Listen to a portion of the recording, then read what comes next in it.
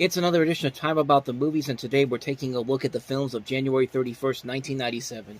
We have 7 movies to look at today, so let's not waste any more time. Let's just jump on into it, and we'll start off with the biggest new release of the weekend, which is actually an older movie. It's the first part of George Lucas's re-release of the special edition of Star Wars. Now, of course, this is not the first time Star Wars has been re-released in theaters. In fact, it was re-released several times, including in 1978, 79, 81, and 82, but keep in mind that Star Wars had never been released on home video, and it wasn't released on home video until well after the fact. It didn't come out until, I think it was 1983 or 84, because I know it was on CBS. It made its TV debut on CBS, I think, in 83. And I think it came out in video shortly afterwards. I need to look that up, but I think that's what happened, but don't quote me on that. But this came around mostly because of what happened with Jurassic Park. I mean, Industrial Light and Magic made the CGI for that, and George Lucas basically decided that digital technology had to catch up to his original vision for Star Wars. So, for the film's 20th anniversary in 1997, they re-released all the Star Wars movies at that point. They made some changes, including the altered scenes, and re-released it to theaters, which also included The Empire Strikes Back and Return of the Jedi. The big thing about these special editions was that the visual shots and scenes that were unachievable in the original era were finally able to catch up, and so they were updated. There was another scene including Han Solo and Jabba the Hutt that was added to the film. There's a controversial decision where they make the changes where Greedo shoots Han first when confronting Han Solo, but as you see in the original cut of the film, Han was the one that shot first, and it required extensive recovery of misplaced footage and restoration of the whole film before Lucas's special effects modifications could be made. And also, in part, this was a test for George Lucas. He wanted to see if there was a demand for Star Wars still to potentially do his long talked about sequel trilogy, or prequel trilogy, I should say, prequel trilogy. And these re-releases proved not only to be successful, but really successful. I mean, the weekend this came out, this made $35 million, and for a re-release, that's amazing, because re-releases do not usually make big amounts of money unless there's something really special about them. And the way they were building it up, I mean, just that trailer alone, I mean, they set it up so much that people demanded to see Star Wars on a big screen, and a lot of people still hadn't seen Star Wars on a big screen. Like I said, it had been almost 15 years after the last time Star Wars was in theaters, and the only way to watch it was on video or on television. So, yeah, you can definitely tell the hype was real with this one, and yeah, the changes made, the modified computer-generated effects, the altered dialogue, re-edited shots, remixed soundtracks, added scenes, it could be a little bit distracting, but I will say this, it's fine for what it is. It doesn't change the overall course of the film itself. It doesn't change the overall enjoyment of the original Star Wars. Now, the re-releases that Lucas made down the line when the film went to Blu-ray, that we can easily agree that those mistakes there those were big mistakes that they made right there. I mean, that's something that really when the Blu-rays for that came out, I think that was when we really needed to talk about those changes here. But considering what this was, and like I said, it was a test to see if there was still a demand for Star Wars, because of course he'd been talking about doing this prequel trilogy ever since the original Star Wars trilogy ended with Return of the Jedi, and of course the rest is history. 2 years later, we get the Phantom Menace, and we'll eventually delve into that as we go along. But as far as the special edition goes, it's fine for what it is. I mean, it's still an enjoyable film. It's still the original Star Wars. It's not doing anything too crazy, too ridiculous, or anything. It makes any major significant changes that affect the overall enjoyment of the film. Like I said, the Blu-ray versions of this, I think, are where the changes really start to get a little ridiculous. But when I saw this back in 1997, I didn't get to see this in theaters, unfortunately, and I honestly have never seen the original Star Wars trilogy on video before, on theaters, I should say. I only saw them on video or when they were on television, and it's a shame, because I really would have liked to experience these on the big screen. I was hoping Return of the Jedi would be on the big screen close to where I live, when they had that re-release for the 40th anniversary a couple weeks ago. Fortunately, it never came, so that still kind of ticks me off that wasn't there. But But I mean, it is Star. This movie is still Star Wars. The original Star Wars is still a great film. It's still an amazing film and an amazing experience for the time. I mean, the visual effects for this new version are still very nicely done. They still look really impressive, and the changes they make, they're not bad changes. I mean, they're not the best changes possible, but it still doesn't take away from the enjoyment factor of the movie. I mean, it's still a very enjoyable film, regardless of these new effects that they added for this particular release. And other than that, what more do I have to say about the movie itself? I mean, the original Star Wars is a classic film, a great movie, a great epic adventure that started the tradition. That was one of this maybe the big summer blockbuster that started the summer blockbuster as a whole after Jaws. I mean, what else do I really need to say about this movie? It's an amazing film. I don't think I have any more to say about it. It's just a great film, and I really wish I had some more to say, but really, there's nothing more I can say about it. And that was the first of the re-releases. Empire Strikes Back would come a couple weeks later, but we'll eventually get to that when we get to that weekend. But in the meantime, let's head on to the next movie, and that is Tim Roth and Tupac Shakur in Gridlock'd.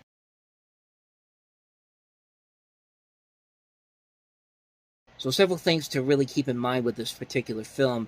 This was actually released over 4 months after Tupac Shakur had been murdered in Las Vegas in a drive-by shooting. And this was one of the first of 2 films that actually came out after his death. Tupac Shakur had been in a couple of other movies. Some of them have actually been, and he wasn't a bad actor per se. I mean, he did star in a lot of really good movies. I mean, Juice, Poetic Justice. I thought he was pretty good in Above the Rim. Bullets is one I don't. I mean, Bullet I never saw, but I didn't hear any good things about that one. But this movie, he plays one of 3 heroin addicts. He plays Spoon. He has 2 other people. It follows 2 other people: Stretch, played by Tim Roth, and Cookie, played by Tandy Newton. They're in a band in the spoken word genre called 8 Mile Word, with Cookie on the lead vocals, Spoon on bass guitar, and Stretch on piano. Spoon and Stretch decide to kick their habit after Cookie overdoses on her first hit, and throughout this disastrous day, the 2 addicts dodge police and local criminals while struggling with an apathetic government bureaucracy that thwarts the entrance to a drug rehabilitation program. And it's a very compelling film. It's a movie that nobody really talks about because this film did not perform well at the box office, despite what had happened 4 months prior. Like, you'd think, you see a movie with a man that just lost his life 4 months ago, you would think that would build the hype up a little bit because he's one of the main stars in it, but nobody wanted to go see this movie. It quickly came and went, and I'm not even sure it even has a cult following, honestly, when I really think about it, because like I said, nobody really talks about the movie. I mean, the soundtrack was a big hit, but of course that was because of the music, of course. But as far as the movie itself goes, I think it's a really good, underrated little gem here. You've got really good actors around here: Tim Roth, Tandy Newton, Charles Fleischer has a really good role in this as well, Howard Hessman, and like I said, Tupac Shakur is very good in here. It's directed by Vondi Curtis Hall, who's a very prolific character actor and director. At this point, he was best known for his work on Chicago Hope. He's directed a lot of notable movies, Waist Deep. Most notably, his next film would be kind of a major misfire, and that was the Mariah Carey movie Glitter. But we'll eventually get to that one. But as far as this film goes, it's a really solid movie. It's a really solid film that is kind of like a 90s equivalent to something like Drugstore Cowboy, and I think and then some. It's more intense than Drugstore Cowboy is, and you really like these characters a lot, and you really get invested in the story that's going on here. It kind of has a mix of both Drugstore Cowboy and Trainspotting, which had just come out not but a few months after this. But the movie overall is very good. It's a film that's a very underrated film, has a lot of good performances, Roth, Shakur, and Tandy Newton, and I think it really is a very underrated film. I never hear anybody really talk about this film, but it's a very good film. It's a very solid film that really shows the acting range of Tupac Shakur. I think he does a fantastic job in this film, and I think him and a lot of the performances carry the film over. It's a solidly made film, very underrated movie. If you can find this movie somewhere, definitely check it out. You will not be disappointed by it. That is Gridlock'd. So let's go ahead and move on to our next movie, and that is Meet Wally Sparks, starring Rodney Dangerfield.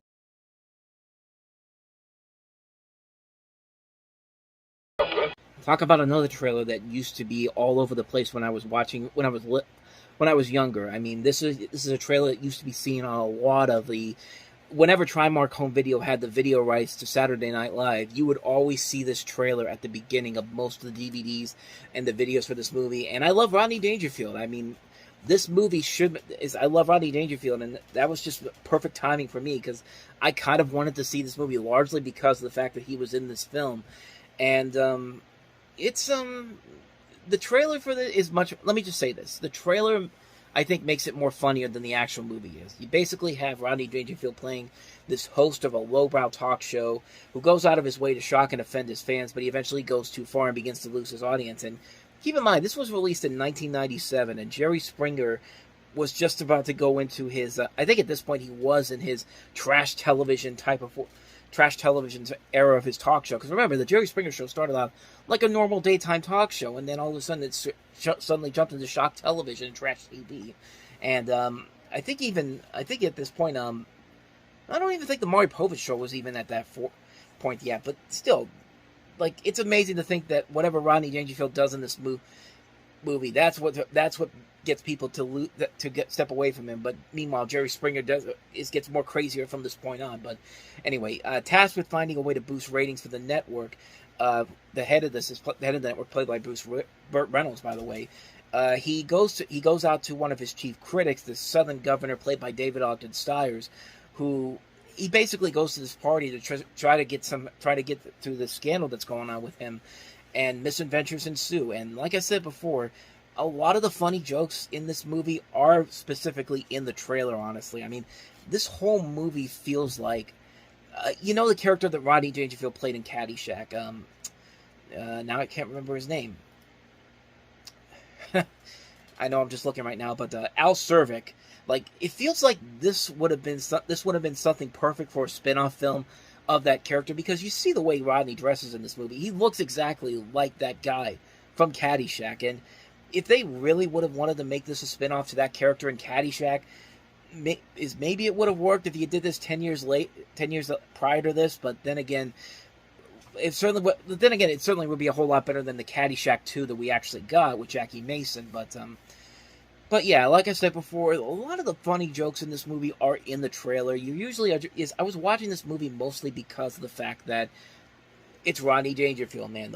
The guy is very funny. Like, his quippy one-liners, his comebacks, just hilarious. And sadly, I think the trailer uses a lot of those in there. Like, the movie itself, it's not as funny as you would think it is. Most of the funny jokes that are in here are in the trailer, sadly. And it's a bummer too. I mean, everybody else it's got a packed cast here. I mean, you've got Debbie Mazar, you got Cindy Williams, Alan Rations, Michael Weatherly pre-NCIS, the aforementioned Burt Reynolds and David Ogden Stiers, Lenny Clarkson here, Tony Danza, Leslie Ann Down, Karen Duffy, Gilbert Godfrey, Ron Jeremy is in here, John Melendez, Sir Mix-a-Lot, Bob Saget, Julia Sweeney, George Wallace, and that's not including all the cameos from the people themselves, like a lot of the daytime hosts of the time. Morton Downey Jr., John Henson, Jay Leno, George Hamilton, Sally Jesse Raphael, Geraldo Rivera, Jerry Springer, Rolando Watts, Tim Allen, Michael Bolton, Roseanne. I mean,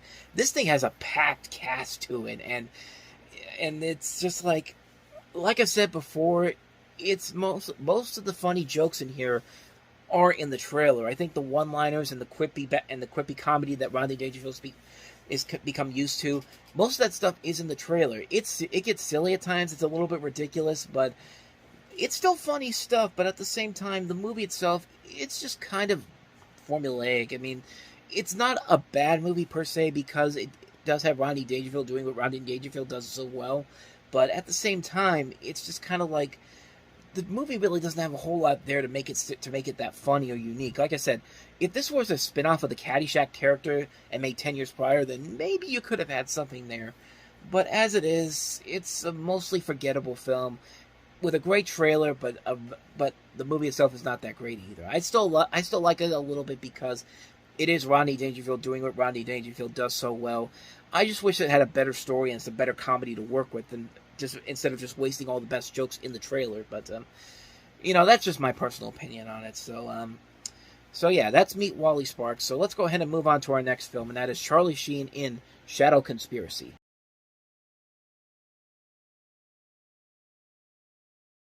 Once again, wasting really good talent in this movie. A lot of very good people in here.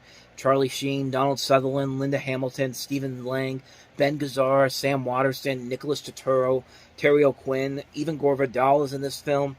And it's just a formulaic political thriller, not even a very good political thriller. It's a film where it's trying to be kind of like a different kind of Jack Ryan, and it just can't deliver on that. You have Charlie Sheen playing the special aide to the President of the United States. He finds out a plot to assassinate the president from a former professor. That professor was murdered shortly thereafter, and Bobby's left to try to uncover the conspiracy of his own. And he tries to get this friend, played by Linda Hamilton, to help him out and try to stop the assassination. And I think you can kind of tell where everything is going to go here. It's a shame because this is also directed by George P. Cosmatos, whose last movie, Tombstone, was such a great movie. And this is what happens afterwards. Like, this is the thing you follow it up with. This is the last film he directed because he died almost 10 years after this movie came out. And what a way for a career to end with a mediocre political thriller like this one. I mean, maybe there could have been something interesting here if he had taken more time to put a better script together. But yeah, other than that, though, this is a pretty forgettable movie. It's a film that has way too many talented people involved and not a good enough script for them to really carry the load here. A very major disappointment. No wonder. This is one of those reasons. This is a movie that just screams out January dumping ground movie. So, with that said, let us move on to the next movie, and that is Scott Silver's John.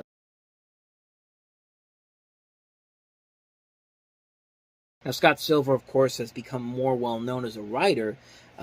He's written more better films than this particular movie here. He wrote 8 Mile, he wrote The Fighter, The Finest Hours, and both the Joker movies. This is the one of only 2 movies he ever directed, and this stars David Arquette and Lucas Haas. In a way, it's kind of a little bit reminiscent to something like Bound, except instead of Jennifer Tilly and Gina Gershon, you're replacing it with David Arquette and Lucas Haas. And it is kind of very similar to that because it's revealed in here that these guys are gay. I think, if I remember correctly, in this movie they're both gay. I think that's what it is. I can't remember for sure because it's been a while since I've seen this film. As far as the movie itself goes, I don't really remember too much about it. I watched it once a couple years ago, but I never really had any real desire to go back to it. From what I saw with it, it wasn't really a terrible movie. I thought the acting overall was pretty decent. It does kind of set itself up to try to be kind of like a Midnight Cowboy for the 90s. I mean, that's literally one of the critical reviews for it. And in a way, I can see where they're coming from, but I don't think this has the same strength as something like Midnight Cowboy does. Even though it has a really good cast to it. Keith David is also in here. Elliot Gould, Terrence Howard, Nikki Katt, Richard Kind, John C. McGinley, Alana Ubach, Craig Bierko. Some notable names in here, but yeah, as far as the movie itself goes, I don't really remember too much about it to really say I want to check it out again, but from the one time I saw it, I thought it was alright for what it was. Take that for what you will, but that's pretty much all I know about that one. So let's go ahead and move on to the next movie, and that is Christopher Guest's Waiting for Guffman.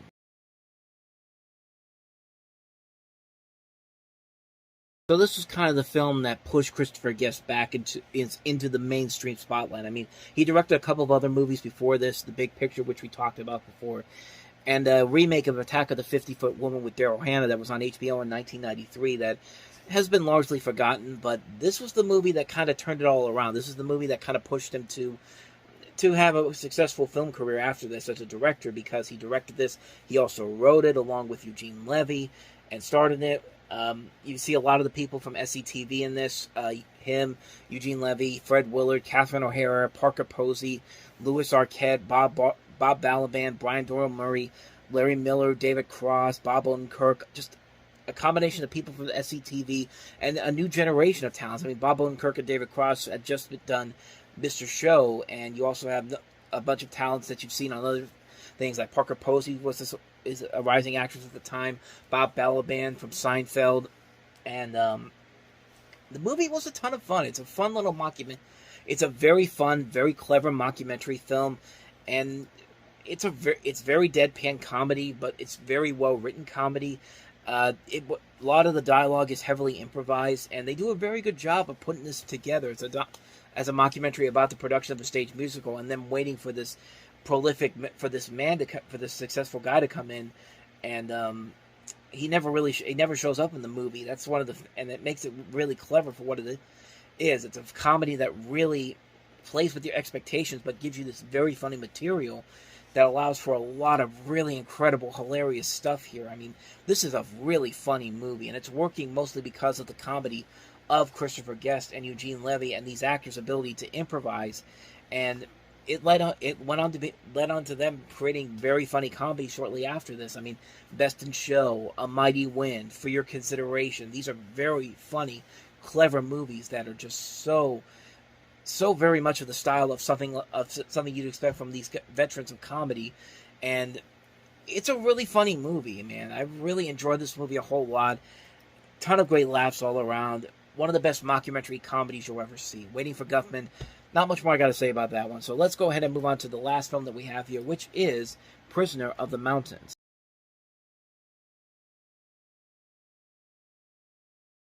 So this right here is a Russian war drama illustrating the conflicting views between traditional Chechen culture and Russian warfare through the use of soundtrack, costuming, and arms. The personal confrontation between two Russian soldiers and these Chechen captors is the main theme of the film, which is shot in the mountains of Dagestan, mostly in the Isle of Richia, whose inhabitants are mentioned in the film's credits. And you're basically following all these different people, the Russian soldiers, the Chechens, and it's taking place over the course of the First Chechen War. And the only other thing I can tell you about it, it was nominated for Best Foreign Language Film that year at the Oscars.